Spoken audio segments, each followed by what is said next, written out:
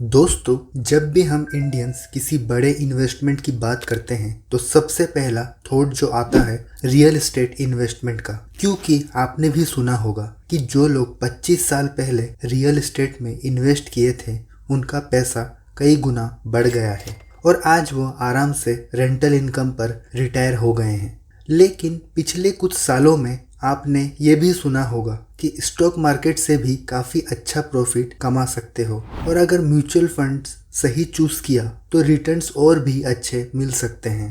तो फिर सवाल ये है, क्या चूज़ करें? आज के वीडियो में हम बात करेंगे फ्यूचर में रियल एस्टेट और स्टॉक से कितना रिटर्न एक्सपेक्ट कर सकते हैं, पिछले 20 सालों में इन दोनों ने कैसा परफॉर्म किया है और एंड में दोनों एसेट्स के एडवांटेज और डिसएडवांटेज को डिटेल में समझेंगे ताकि आप इन्फॉर्म्ड डिसीजन ले पाओ और अपने पैसों का बेस्ट यूज़ कर सको। इसीलिए वीडियो को एंड तक ज़रूर देखना। चलिए स्टार्ट करते हैं। तो दोस्तों, सबसे पहले समझते हैं प्रॉफिट बनते कैसे हैं रियल एस्टेट में। तो रियल एस्टेट में प्रॉफिट जनरली दो तरीके से आता है। पहला रेंटल इनकम, जब आप प्रॉपर्टी रेंट पर देते हो, और दूसरा प्राइस एप्रिशिएशन, सस्ता खरीदना महंगा बेचना। चलिए इसको एक एग्जाम्पल से समझते हैं। मान लीजिए हम बेंगलोर की एक प्रॉपर्टी कंसीडर करेंगे क्योंकि यहाँ रेंट और बाय प्राइस दोनों का डेटा ऑनलाइन इजीली मिल जाता है। फॉर एग्जाम्पल,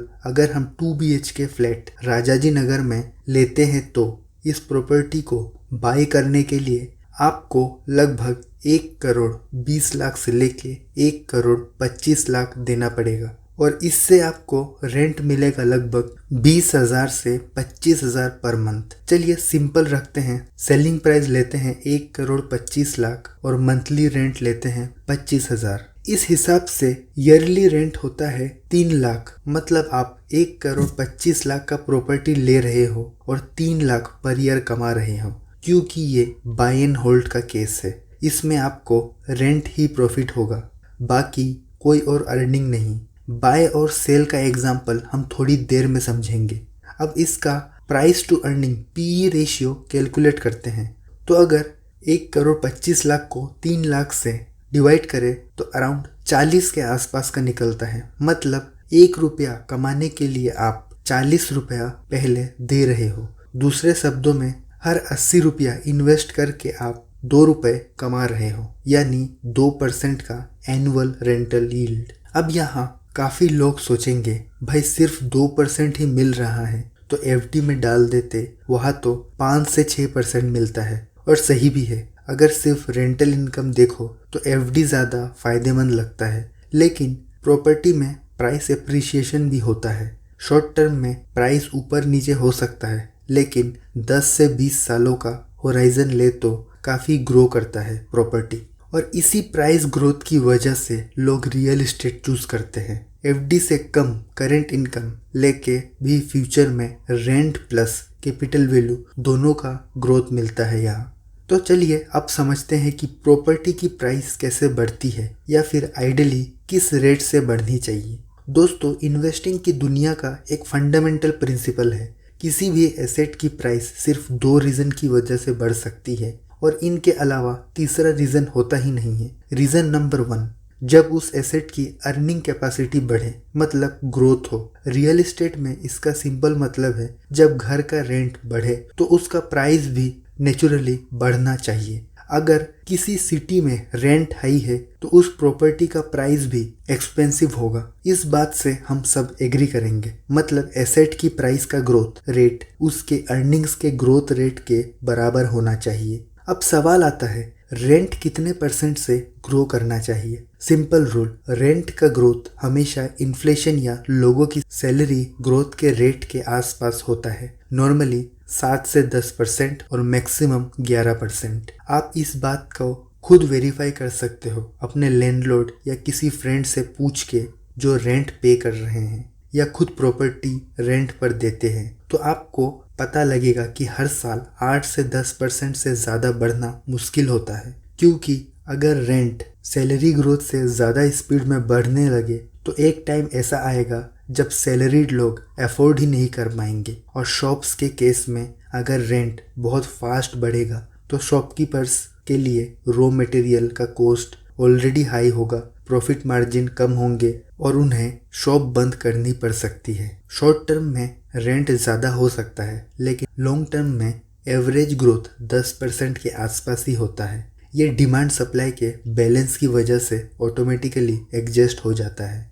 तो अब शायद आपके दिमाग में एक डाउट आ रहा होगा कि जब इंडिया में पिछले 10-15 सालों में रियल एस्टेट के प्राइसेस इतने तेज बढ़े हैं, तो क्या ये स्टॉक मार्केट को बीट नहीं कर गया? कुछ प्रॉपर्टीज़ की वैल्यू 20 साल में 20x हो गई है, यानी 20 गुना ज़्यादा।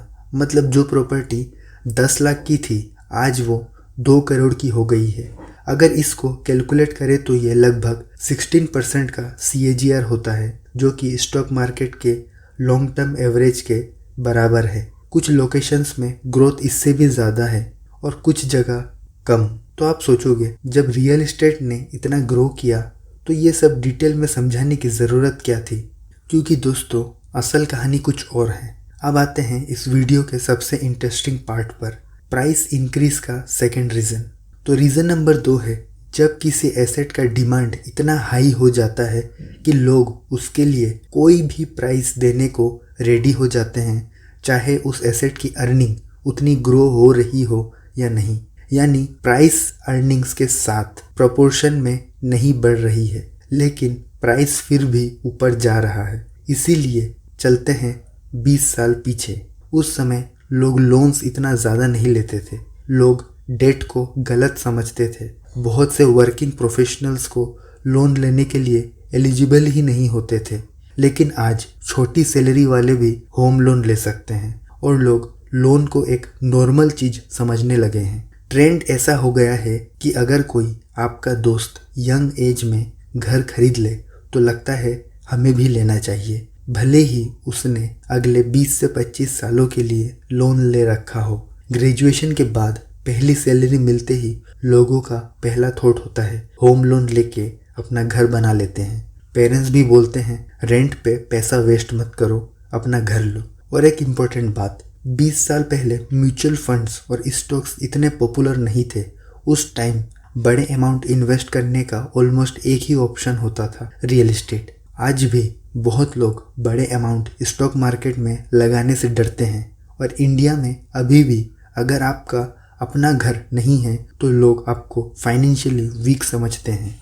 पिछले 15-20 सालों में जब भी लोगों के पास एक बड़ी अमाउंट आई है, उन्होंने ज़्यादातर पैसा रियल एस्टेट में डाला है। अब ज़रा सोचो, जब सब लोग प्रॉपर्टी खरीदने के लिए भाग रहे हैं और लोन लेना आज इतना इजी हो गया है, तो प्रॉपर्टी के प्राइस को क्या होना चाहिए? इंक्रीज होना चाहिए ना। और हुआ भी वही। पिछले 15-20 सालों में रेंटल अर्निंग्स उतनी फास्ट ग्रो नहीं हुई, लेकिन प्राइस लगातार बढ़ता गया। इस वजह से आज रियल एस्टेट का प्राइस टू रेंट रेशियो बहुत हाई हो गया है 20 साल पहले के मुकाबले। तब ये रेशियो सिर्फ 10 से 20 के बीच होता था।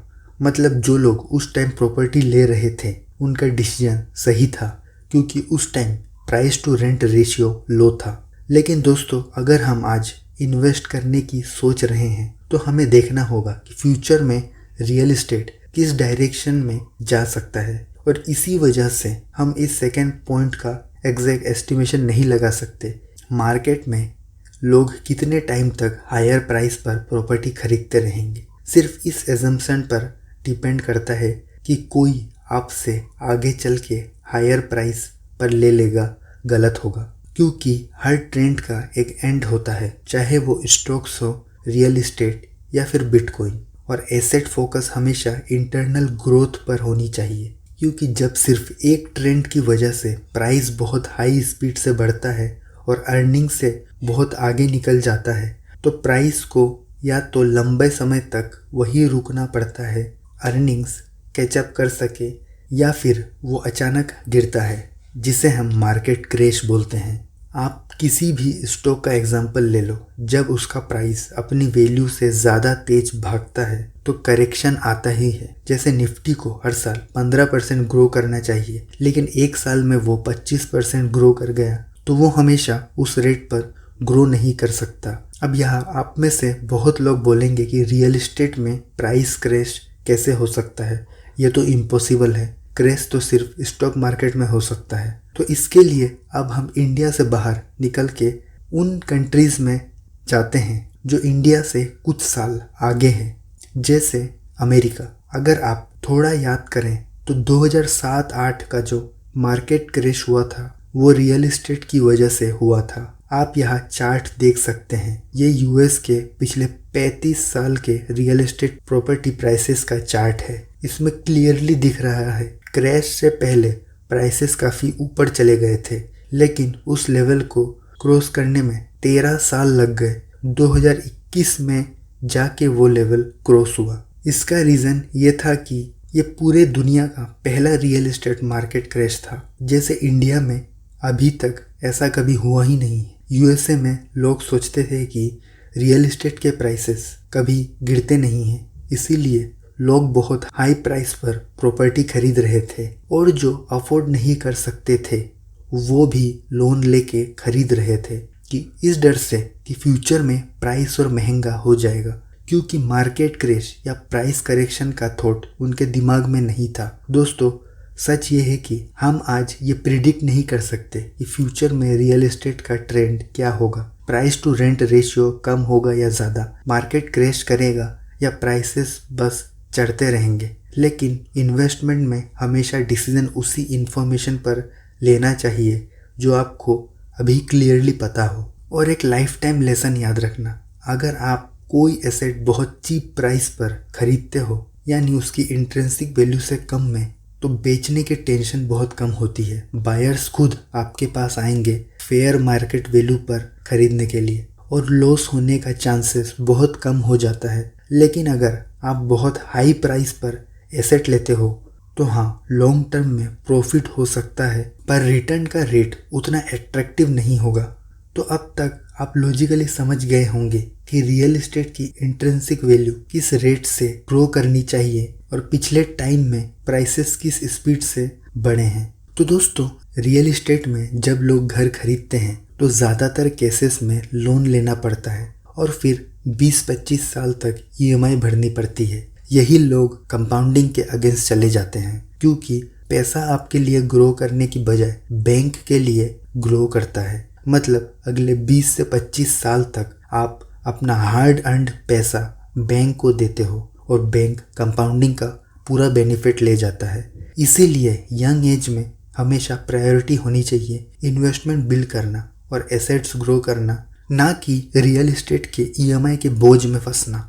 लेकिन हाँ, जब आपकी एज 40 से 50 की हो जाए, तब आप फाइनेंशियली स्टेबल हो जाते हो, तब रियल एस्टेट एक अच्छा ऑप्शन बन सकता है एज ए सिक्योरिटी और पैसिव रेंटल इनकम के लिए। और दोस्तों, सबसे इम्पोर्टेंट बात, कोई भी एक ऑप्शन हमेशा बेस्ट नहीं होता। स्टॉक मार्केट हो या रियल एस्टेट, सबके अपने प्रोज एंड कॉन्स हैं। लेकिन अगर आपको अपना फ्यूचर सिक्योर करना है और किसी भी क्रैश या अनसर्टेनिटी का रिस्क कम करना है, तो डाइवर्सिफिकेशन इज़ मस्ट। थोड़ा रियल एस्टेट में, थोड़ा स्टॉक मार्केट में, थोड़ा म्यूचुअल फंड में, थोड़े गवर्नमेंट बॉन्ड्स में जैसे एनपीएस, पीपीएफ। एक बैलेंस्ड पोर्टफोलियो ही आपको लॉन्ग टर्म में फाइनेंशियल फ्रीडम देगा। तो दोस्तों, आज के वीडियो के लिए इतना ही। उम्मीद करता हूँ ये वीडियो आप सभी के लिए हेल्पफुल रहा होगा और जल्दी मिलेंगे एक नए वीडियो के साथ।